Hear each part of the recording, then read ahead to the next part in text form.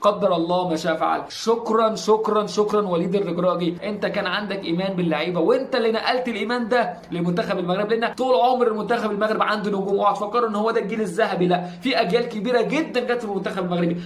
الجيل بتاع 2018 كان برضه جيل قوي جدا، ولكن الفرق بين المدرب اللي زرع الايمان وزرع ان انت نقدر احنا مش اقل منهم في اي حاجه. انت بتلعب في نادي اوروبي وهو بيلعب في نادي اوروبي. انت عندك أوناحي ده في خلال الانتقالات الشتويه اللي احنا فيها اللي جايه دي، أوناحي ده يروح يلعب في اكبر فرق العالم كلها. عندك مرابط نفس القصه. بصراحه الرجاله ما اثرتش في اي حاجه، لكن هي دي كره القدم. انت بتتكلم على، انا كنت متوقع الهزيمه بصراحه. كانت الامنيات المنتخب المغربي هو اللي يفوز، ولكن كنت متوقعها لان ما حصلش مفاجآت. انا تباشرت الدور اللي قبل كده لما المنتخب الكرواتي اقصى المنتخب البرازيل، انا قلت خلاص يبقى كده الامور طيبه ان شاء الله وهيحصل مفاجآت وهنخرج المنتخب البرتغالي. لكن بعد ان الارجنتين تكسب الكرواتي انا قلت خلاص مفيش مفاجآت، اللي خلاص الدنيا بقت واضحه. وكمان المنتخب المغربي